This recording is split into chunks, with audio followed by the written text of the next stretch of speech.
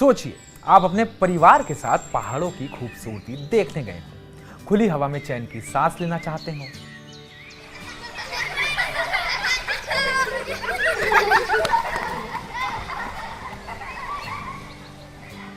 और अचानक गोली बौछार हो गई।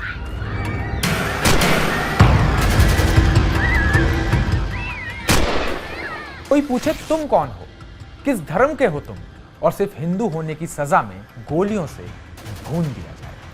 यह कोई भयानक सपना नहीं है, बल्कि कड़वी हकीकत है जो मंगलवार को जम्मू कश्मीर के पहलगाम में घटित हुई। 26 मासूम लोगों की निर्मम हत्या कर दी गई। हत्या भी कैसे? सेना की वर्दी पहनकर आए आतंकवादियों ने पहले पहचान पत्र देखे, फिर धर्म पूछा और फिर अंधाधुंध गोलियां चलाई। क्या यही बहादुरी है? क्या निर्दोष पर्यटकों पर हमला करना किसी जिहाद का हिस्सा है? नहीं, बिल्कुल नहीं। ये कायरता है, ये दरिंदगी है, और सबसे बड़ी बात, ये इंसानियत के खिलाफ सबसे शर्मनाक हमला है। इतिहास का सबसे घिनौना चेहरा है। सोचने वाली बात है कि जब कोई धर्म पूछकर जान लेता है तो वो अपने आप को धर्म का ठेकेदार कैसे कह सकता है? धर्म तो सिखाता है दया, प्रेम और करुणा, पर ये आतंकवादी धर्म के नाम पर नफरत फैलाते हैं, मासूमों का खून बहाते हैं और खुद को बहादुर समझते हैं।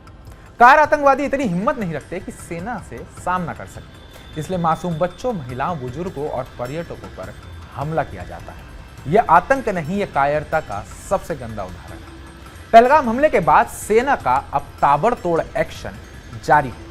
घटना के बाद से सेना का एक्शन जबरदस्त तरीके से चल रहा है और अब कश्मीर में आतंकियों के घरों को उड़ाया जा रहा है।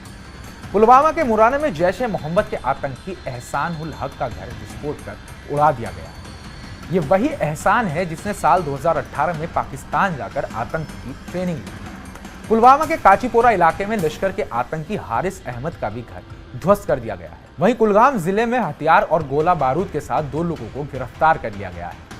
सेना का एक ही संदेश है, जो निर्दोषों का खून बहाएगा उसका घर और वो भी धूल में मिला दिया जाएगा।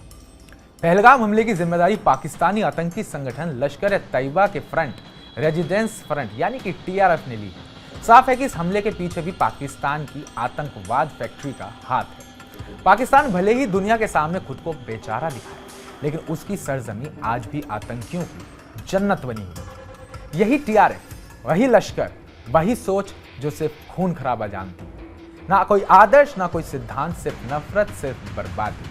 और ये कोई पहला मौका नहीं। इससे पहले फरवरी 2019 के पुलवामा हमले को भी याद कीजिए, जब 47 CRPF जवान शहीद हुए। उससे पहले 26/11 का मुंबई हमला और उरी का हमला।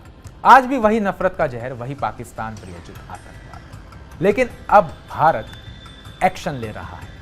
सेना आतंकवादियों के घरों को मिटा रही है। सुरक्षा बल गांव-गांव जाकर तलाशी अभियान चला रहे हैं। बॉर्डर पर चौकसी बढ़ा दी गई है। आतंकवादियों और उनके मददगारों पर ताबड़तोड़ कार्रवाई हो रही है। अब नया भारत आतंकवाद को उसी की भाषा में जवाब दे रहा है।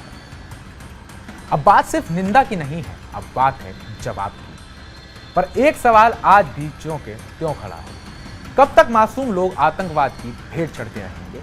कब तक किसी का धर्म पूछकर जान ली जाएगी? कब तक आतंक के सरगना पाकिस्तानी जमीन पर पलते रहेंगे? भारत ने अब आतंकवाद को जड़ से खत्म करने की कसम खा ली है।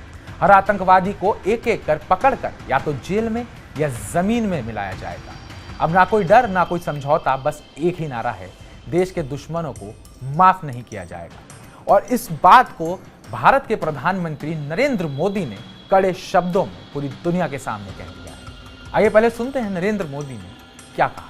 देश के दुश्मनों ने भारत की आत्मा पर हमला करने का दुस्साहस किया। मैं बहुत स्पष्ट शब्दों में कहना चाहता हूं,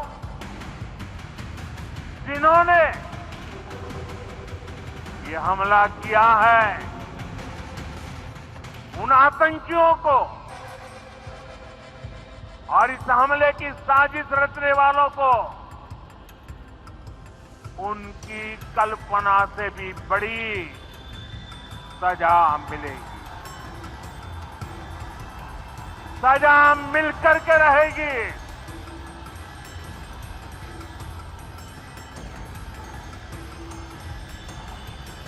अब आतंकियों की बची खुची जमीन को भी मिट्टी में मिलाने का समय आ गया है। तो इस पूरे वाकये पर आपकी क्या राय है? आतंकवादियों पर हो रही कार्रवाई को लेकर आपका क्या कहना है? कमेंट बॉक्स में कमेंट करके हमें जरूर बताइएगा और ताजा अपडेट्स के साथ जुड़े रहने के लिए TV9 भारतवर्ष को सब्सक्राइब कीजिएगा।